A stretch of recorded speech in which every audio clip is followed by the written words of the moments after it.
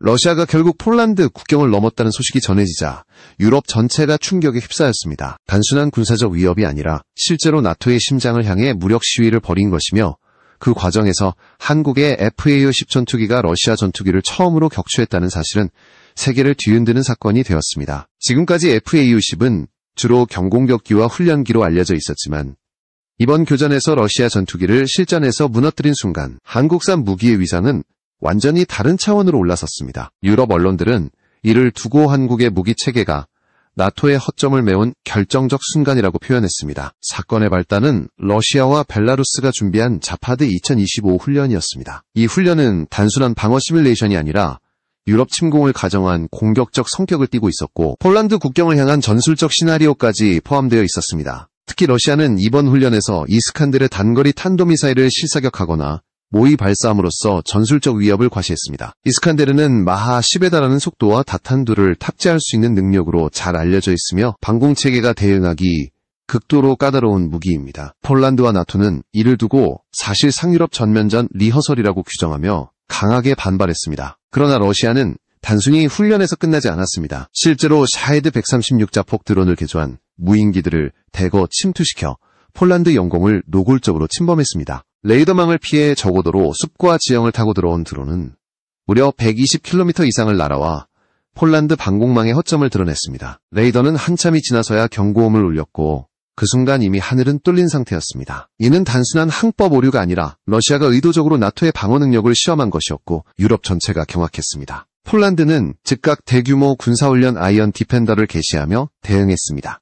하지만 폴란드 단독으로는 러시아의 압박을 견뎌내기 어렵다는 점이 명확해졌습니다. 병력은 20만 명 수준에 불과하고 러시아가 본격적으로 전력을 집중한다면 단독 방어는 불가능합니다. 이런 상황에서 폴란드가 의지할 수 있는 건 나토의 집단방위 조약뿐이지만 문제는 독일과 프랑스가 전면전을 우려해 소극적인 태도를 보이고 있다는 점이었습니다. 결국 폴란드는 스스로의 생존을 위해 전력 증강에 나설 수밖에 없었고 그 과정에서 한국산 무기들이 핵심적인 역할을 하게 된 것입니다. 이미 폴란드는 K2 전차, K9 자주포, 천무다연장 로켓을 대량 도입하며 한국과의 군사협력을 강화해왔습니다. 특히 FA-50 전투기는 폴란드 공군에 새로운 생명을 불어넣고 있었습니다. 이번 러시아 전투기 격추 사건은 단순한 무기 성능의 입증이 아니라 폴란드와 한국의 군사동맹이 현실 전장에서 얼마나 효과적으로 작동하는지를 보여준 역사적 순간이었습니다. 유럽 주요 매체들은 폴란드 하늘을 구한 것은 한국의 FA-50이었다 라고 보도하며 나토 내부의 군사적 균열 속에서 한국이 새로운 대안으로 떠오르고 있음을 강조했습니다. 이제 폴란드 내부에서는 한국과의 협력이 단순한 무기 거래가 아니라 생존 전략임을 인식하게 되었습니다. FA-50 도입은 단순히 전투기 숫자를 늘리는 것이 아니라 안정성과 신뢰성을 바탕으로 한 새로운 항공전력 체계를 구축하는 선택이었습니다. 나토 내부의 불안정 속에서 한국의 무기체계가 어떻게 유럽의 안보 지형을 바꾸고 있는지 이번 사건은 그 시작을 보여주었습니다. 러시아와 벨라루스의 자파드 2025 훈련은 단순한 군사 행사로 끝나지 않았습니다. 그 속에는 러시아의 치밀한 전략이 숨어 있었습니다. 러시아는 병력 규모를 축소 보고하며 전략적 모호성을 유지했지만 실제로는 수만 명의 병력이 투입되었습니다. 전차, 퍼평, 미사일 부대가 동시에 움직이며 전면전 시나리오를 그대로 재현했습니다. 특히 벨라루스 영토를 출발점으로 한 기습 침투 훈련은 폴란드를 겨냥한 명백한 신호였습니다. 이는 우크라이나 전쟁을 넘어 나토 동부 전선을 확장하려는 러시아의 속내를 드러낸 것입니다. 이 과정에서 나토의 심장부가 직접적인 도전에 직면했습니다. 러시아제 샤헤드 136 드론은 낮은 고도로 숲과 건물을 타고 들어와 레이더망을 피했습니다. 나토가 자랑하는 첨단 방공망조차 탐지에 실패했고 경고가 울렸을 땐 이미 드론은 폴란드 깊숙이 침투한 뒤였습니다. CNN과 폴리티코 같은 주요 언론들은 이를 두고 나토 방공망의 치명적 허점이 드러났다라고 평가했습니다. 단순한 기술적 문제를 넘어 집단 방위 체계 자체가 시험대에 올랐던 것입니다. 폴란드 내부에서는 불안감이 극도로 고조되었습니다. 국민 여론은 즉각적인 군사적 대응을 요구했고 정부는 방위력 강화 계획을 서둘렀습니다. 하지만 무기만 늘린다고 해결될 문제가 아니었습니다. 패트리엇, 나삼스 같은 첨단 방공체계가 이미 배치되어 있음에도 불구하고 적어도 침투 드론을 막아내지 못한 것은 구조적 한계를 의미했습니다. 드론의 비행 고도가 50m 이하로 떨어지면 지형 반사파에 가려 기존 레이더가 탐지를 놓치는 경우가 빈번했습니다. 결국 러시아는 이 허점을 정확히 더욱 큰 문제는 경제적 불균형이었습니다. 드론 한 대 가격은 약 2만 달러에 불과했지만 이를 요격하기 위한 미사일 한 발은 200만 달러가 필요했습니다. 단순 계산만 해도 무려 100배의 비용 격차가 발생했습니다. 이 비대칭 전장은 아무리 경제력이 큰 국가라 해도 장기적으로 감당하기 어렵습니다. 폴란드가 선택할 수 있는 길은 저비용 요격 수단을 확보하는 것이었고 그 대안으로 레이저 무기와 전자전 장비 도입이 논의되었습니다. 하지만 당장 배치까지는 시간이 필요했습니다. 이런 상황에서 폴란드가 의지한 것은 바로 한국이었습니다. 폴란드는 이미 K2 전차와 K9 자주포를 통해 한국 무기의 신뢰성을 경험했습니다. 이어서 FA-50 전투기와 천무다연장 로켓까지 도입하면서 사실상 한국과의 군사적 협력을 새로운 축으로 삼기 시작했습니다. 이번 러시아 드론 침투 사건은 폴란드가 한국과의 협력을 더욱 강화하는 계기가 되었습니다. 단순한 구매 관계를 넘어 실질적인 군사동맹 수준으로 발전하고 있었던 것입니다. 특히 폴란드가 한국에 주목한 이유는 단순한 성능만이 아니었습니다. 한국산 무기는 가성비라는 측면에서 압도적인 강점을 보였습니다. 서방산 무기보다 훨씬 저렴하면서도 안정성과 성능 면에서 뒤지지 않았습니다. 나토 내부에서 독일과 프랑스가 자국 무기를 중심으로 영향력을 확대하려 하는 와중에 폴란드는 한국을 통해 독자적인 생존 전략을 구축하려 한 것입니다. 이는 단순히 무기를 도입하는 차원을 넘어 유럽 군사 지형의 새로운 균열을 예고하는 사건이기도 했습니다. 폴란드가 직면한 가장 큰 과제는 방공망 강화였습니다. 패트리엇과 나썸스 같은 첨단 체계를 갖추고 있었지만 실제 전장에서 적어도 침투 드론을 막아내는데 한계를 드러냈습니다. 폴란드 정부는 즉시 보강책을 발표했습니다. 드론 전용 방공 체계인 스카이가드와 아이언돔 도입 논의가 시작되었고 자국산 방공포 강화 계획도 함께 검토되었습니다. 그러나 곧바로 제기된 문제는 비용이었습니다. 값싼 드론에 비해 요격 미사일은 지나치게 비쌌습니다. 이 불균형은 장기전으로 갈수록 폴란드의 발목을 잡을 수밖에 없었습니다. 그래서 폴란드 내부에서는 저비용 요격 수단이 절실하다는 목소리가 커졌습니다. 레이저 무기와 전자전 장비, 그리고 신형 소형 요격 미사일 같은 대체 체계를 빠르게 확보해야 한다는 주장이 힘을 얻었습니다. 폴란드군은 더 이상 기존 나토 무기만으로는 충분하지 않다는 현실을 인정할 수밖에 없었습니다. 이때 폴란드의 시선은 한국으로 향했습니다. 이미 K2 전차와 K9 자주포, 천무 다연장 로켓으로 눈부신 성과를 거둔 한국 무기 체계는 단순한 보조 전력이 아니라 유럽의 새로운 희망으로 부상하고 있었습니다. FA-50 전투기는 바로 그 상징이었습니다. 폴란드는 FA-50 도입을 통해 단순히 훈련기를 보강한 것이 아니라 실질적인 전투 능력을 확보했습니다. 이번 러시아 전투기 격추 사건은 그 상징적 의미를 극대화했습니다. 폴란드 언론들은 FA-50은 단순한 훈련기가 아니라 전장을 지배할 수 있는 무기였다라고 극찬했습니다. 이는 한국이 세계 무기 시장에서 보여주고 있는 놀라운 변화를 그대로 보여준 사례였습니다. 더 나아가 폴란드는 KF-21 도입을 적극적으로 검토하기 시작했습니다. KF-21 계약은 단순한 전투기 구매가 아니라 항공산업협력과 기술 이전, 현지 조립까지 포함된 종합적 동맹의 성격을 띠고 있었습니다. 독일과 프랑스가 주도하는 유럽 항공산업에 맞서 폴란드는 한국과 손잡음으로써 독자적인 하늘의 힘을 확보할 수 있는 길을 연 것입니다. 폴란드가 KF-21을 도입한다면 향후 20년 동안 동부전선의 하늘은 완전히 다른 그림으로 재편될 수 있었습니다. 실제로 폴란드 내부에서는 F-16 현대화 사업에 대한 불신이 커지고 있었습니다. 최근 발생한 F-16 조종사 사망 사건과 더불어 M346 훈련기 추락 사고는 기존 전력의 신뢰성을 흔들었습니다. 이런 상황에서 한국산 FA-50과 KF-21은 안전성과 신뢰성을 모두 갖춘 새로운 대안으로 부상했습니다. 폴란드 국방 전문가들은 폴란드의 생존 전략은 이제 한국과 함께하는 것이라고까지 평가했습니다. 그만큼 한국 무기가 가진 의미는 단순한 성능 이상의 것이었습니다. 폴란드 내부의 여론도 한국산 무기에 힘을 실어주었습니다. 조종사들은 FA-50의 높은 가동률과 경제적 효율성을 극찬했고 언론은 이를 두고 폴란드 하늘을 지키는 새로운 방패라고 불렀습니다. 이제 폴란드가 직면한 문제는 단순히 무기를 늘리는 것이 아니라 한국과의 전략적 협력을 얼마나 빠르게 확대하느냐였습니다. 폴란드와 한국의 군사동맹은 단순한 거래를 넘어 유럽 안보 지형을 뒤흔드는 새로운 변수로 떠오르고 있었습니다. 폴란드가 FA-50 도입을 서두른 배경에는 조종사 양성과 안전 문제가 있었습니다. 최근 몇 년 동안 폴란드 공군은 연이어 사고를 겪으며 큰 충격을 받았습니다. F-16 조종사의 사망 사건에 이어 M346 훈련기 추락까지 이어지자 기존 훈련 체계에 대한 불신이 폭발적으로 커졌습니다. 특히 M346의 가동률이 충격적으로 낮아 12대 중 절반 이상이 항상 정비고에 묶여있는 실정은 폴란드 국방부조차 인정한 사실이었습니다. 계약 당시 보장된 75%의 가동률과는 거리가 먼 현실이었고 제조사인 이탈리아 레오나르도는 단순히 부품 부족을 이유로 들며 책임을 회피했습니다. 이 상황에서 한국산 FA-50은 폴란드에게 구원의 손길이 되었습니다. FA-50은 플라이바이-와이어 시스템을 3중으로 설계해 안전성을 극대화했습니다. 조종사가 극한 상황에서도 생존할 수 있도록 설계된 이 구조는 폴란드 공군에 새로운 신뢰를 안겨주었습니다. 폴란드 언론 디펜스24는 더 이상 단 한 명의 조종사를 잃어서는 안 되는 시점에서 FA-50 도입은 신의 한 수였다 라고 보도하며 극찬을 아끼지 않았습니다. 실제로 말레이시아 등 다른 국가의 항공 전문가들 역시 FA-50의 낮은 이탈률과 높은 안정성을 객관적인 수치로 증명했습니다. 누적 30만 비행시간 동안 단 한 건의 조종사 사망사고도 없었다는 사실은 폴란드에게 무엇보다 큰 신뢰의 근거였습니다. 폴란드 조종사들의 반응은 뜨거웠습니다. 민스크 마조비에츠키 공군기지에서 FA-50을 운용하는 조종사들은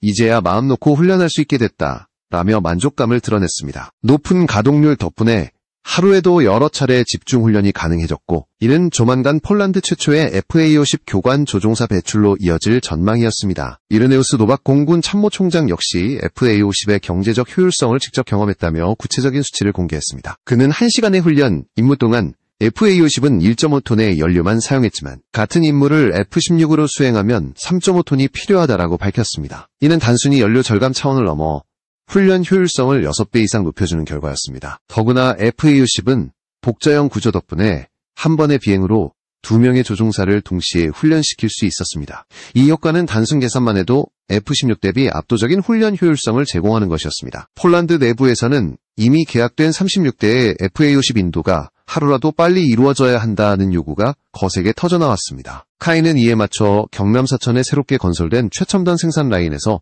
FA-50과 KF-21을 동시에 대량 생산할 수 있는 체계를 완성했습니다. 자동화된 조립 공정과 대형 로봇 드릴링 시스템 덕분에 생산 속도는 비약적으로 향상되었고 이는 곧 빠른 납품으로 이어지고 있었습니다. 유럽 주요 언론은 이러한 변화를 주목했습니다. 프랑스 라팔, 스웨덴 그리펜, 미국 F-16이 여전히 비싼 가격과 낮은 생산 속도로 수출 시장에서 어려움을 겪고 있는 사이 한국은 FA-50과 KF-21을 통해 완전히 새로운 대안을 제시했습니다. 폴란드의 선택은 단순한 전투기 교체가 아니라 유럽 군사 균형의 판을 흔드는 사건으로 자리 잡아가고 있었습니다. 한국과 폴란드의 협력은 이제 돌이킬 수 없는 흐름이 되었고 이는 유럽 전장 전체를 바꿀 수 있는 거대한 움직임의 시작이었습니다. 폴란드가 한국산 무기에 의존하는 이유는 단순히 전력 보강 차원을 넘어섭니다. 지금 유럽 전장은 무기 도입 속도와 생산 능력에서 승부가 갈리고 있습니다. 러시아가 전면 동원령을 내리며 전력을 쏟아붓는 상황에서 폴란드가 살아남기 위해선 빠른 무기 확보가 필수적입니다. 그러나 미국과 유럽은 이미 생산 능력의 한계에 도달했습니다. 프랑스 라팔 전투기는 한 달에 고작 2대 생산되며 최근 3대까지 늘린다고 했지만 여전히 수요를 따라가지 못합니다. 반면 카이는 KF-21과 FA-50을 동시에 월간 5대 이상 생산할 수 있는 시스템을 구축했습니다. 이 차이는 전장의 승패를 가를 수 있는 결정적 요소였습니다. 한국의 자동화 생산 공정은 세계적으로도 유례없는 수준입니다. 기존 전투기 조립이 대부분 수작업에 의존했다면 카이는 대형 로봇을 이용한 자동 드릴링과 정밀 조립 공정을 도입해 생산 시간을 획기적으로 단축했습니다. 특히 KF-21의 경우 대형 모듈을 몇 시간 만에 조립할 수 있는 시스템을 갖췄습니다. 이는 미국 로키드 마틴조차 요청했지만 기술 이전을 거부당한 영역이었습니다. 자동화 덕분에 카이는 미국과 유럽보다 3배에서 4배 이상 높은 생산성을 확보했고 이는 수출 시장에서 한국을 게임 체인저로 만들고 있었습니다. KF-21의 가격 경쟁력은 더욱 파격적이었습니다. 미국의 F-35가 대당 2천억 원 이상, 유럽의 타이푼이 800억 원을 넘어서는 상황에서 KF-21은 970억 원대로 발표되었습니다. 여기에 대량 생산이 본격화되면 단가는 800억 원대까지 떨어질 수 있다는 전망도 나왔습니다. 이는 곧 개발비와 생산비를 포함한 최첨단 전투기를 절반 이하 가격으로 공급할 수 있다는 의미였습니다. 인도네시아가 라팔 42대를 도입하는데 10조 원 이상을 쏟아부은 것과 비교하면 KF-21은 압도적인 경쟁력을 가진 셈이었습니다. 폴란드가 KF-21 도입을 고려하는 이유는 단순한 가격뿐만이 아닙니다. 기술 이전과 현지 조립까지 포함된 협력 모델 덕분에 폴란드는 단순 구매자가 아니라 항공산업 주체로 올라설 수 있습니다. 독일과 프랑스가 주도하는 유럽 항공시장에서 소외되던 폴란드에게는 자존심 회복의 기회이자 생존 전략이었습니다. 폴란드 국방부 관계자들은 KF-21은 단순한 무기가 아니라 산업동맹이라고 평가했습니다. 나토 내부에서 정치적 균열이 심화되는 상황에서 폴란드가 독자적 군사 기반을 다지는 길은 곧 한국과의 협력이었습니다. 한국 정부 역시 전투기 엔진 국산화를 통해 독자적 기술 완성에 박차를 가하고 있습니다. 현재 KF-21에는 미국 지휘사의 F414 엔진이 장착되지만 장기적으로는 국산 엔진 개발이 필수입니다. 엔진은 전투기의 심장과 같기 때문에 기술 자립 없이는 진정한 독립이 불가능합니다. 전문가들은 최소 10조 원 이상이 필요하다고 분석하지만 한국은 이를 국가적 사활과제로 추진하고 있습니다. 이는 곧 한국이 단순 조립국이 아니라 완전한 항공 강국으로 도약하는 길이기도 합니다. 폴란드와의 협력은 이런 과정을 가속화하는 동력이 될 수 있었습니다. 결국 폴란드와 한국의 협력은 단순한 무기 거래가 아닌 전략적 동맹으로 자리 잡아가고 있었습니다. 러시아의 위협이 유럽 전역을 뒤흔드는 지금 폴란드가 생존을 위해 한국과 손을 잡은 선택은 유럽 군사 지형 전체에 거대한 파문을 일으키고 있습니다. 폴란드 하늘을 지킨 FA-50 그리고 미래를 약속하는 KF-21 이 두 전투기는 단순히 폴란드의 무기가 아니라 나토와 유럽의 새로운 희망으로 부상하고 있었습니다. 이제 시선은 유럽을 넘어 전 세계로 향하고 있습니다. 러시아의 도발은 단순히 나토 동부 전선만이 아니라 아시아와 중동까지 파급 효과를 일으켰습니다. 특히 유럽에서 드러난 방공망의 허점과 전력 불균형은 한국에게 중요한 교훈을 남겼습니다. 한국 역시 북한의 미사일과 무인기 위협에 직면해 있기 때문에 폴란드가 겪은 위기는 곧 우리의 현실일 수 있습니다. 따라서 방공망 강화와 저비용 요격수단 개발은 더 이상 선택이 아닌 필수 과제로 떠올랐습니다. 레이저, 무기, 전자전 체계, 그리고 초저가 요격수단 확보는 한국이 반드시 선제적으로 대응해야 할 영역입니다. 그러나 이번 사건에서 가장 주목할 점은 한국 무기의 위상이 달라졌다는 사실입니다. 과거에는 단순히 값싼 대체제로 여겨지던 한국산 무기들이 이제는 전장의 판도를 바꾸는 핵심 전력으로 자리매김하고 있습니다. FA-50이 러시아 전투기를 격추하며 실전에서 입진한 순간 한국산 전투기는 더 이성경 전투기라는 이름에 묶이지 않았습니다. KF-21은 그 뒤를 이어 세계 전투기 시장에서 새로운 기준을 제시하고 있습니다. 가격, 성능, 생산 속도 모두에서 기존 강대국들을 압도할 수 있는 가능성을 보여주었고 이는 단순히 군수 산업을 넘어 한국의 국가적 위상을 한 단계 끌어올리는 사건이 되었습니다. 폴란드의 선택은 단순한 무기 도입이 아니었습니다. 그것은 유럽의 안보 구조를 새롭게 짜는 움직임이었고 동시에 한국을 글로벌 군사 강국 반열에 올려놓는 상징적 순간이었습니다. 독일과 프랑스가 여전히 정치적 계산에 머물러 있을 때 폴란드는 한국을 통해 실질적 방어 능력을 확보했습니다. 이는 유럽 내부의 균열을 드러내는 동시에 한국에게는 전례 없는 기회를 안겨주었습니다. 앞으로 KF-21이 본격적으로 수출된다면 유럽은 물론 중동과 동남아시아까지 한국산 전투기로 하늘을 채우게 될 가능성이 높습니다. 한국은 이제 더 이상 방어적인 무기 수출국이 아닙니다. K2, K9, 천무, FA-50, KF-21로 이어지는 무기체계는 전 세계에서 신뢰를 얻고 있으며 실제 전장에서 입증된 성과는 한국산 무기의 가치를 배가시키고 있습니다. 러시아의 도발은 역설적으로 한국 무기 산업의 도약을 촉진하는 계기가 되었습니다. 폴란드와 한국의 협력은 단순한 계약이 아니라 세계 질서를 흔드는 새로운 군사동맹의 서막이었습니다. 유럽의 하늘에서 증명된 한국 무기의 힘은 이제 아시아와 전 세계로 뻗어나갈 준비를 마쳤습니다. 그리고 무엇보다 이번 사건은 한국에게 분명한 메시지를 던지고 있습니다. 방위력은 단순한 무기 숫자가 아니라 신뢰와 속도 그리고 전략적 동맹에서 나온다는 사실입니다. 폴란드가 FA-50을 통해 하늘을 지켜냈듯이 한국 역시 KF-21과 차세대 무기체계를 통해 미래의 전장을 준비해야 합니다. 러시아의 위협은 끝나지 않았고 전 세계는 새로운 냉전의 문턱에 서 있습니다. 그러나 이번 교전에서 드러난 한국 무기의 힘은 분명히 말해주고 있습니다. 한국은 더 이상 주변부 국가가 아니라 세계 안보의 새로운 중심으로 부상하고 있다는 사실을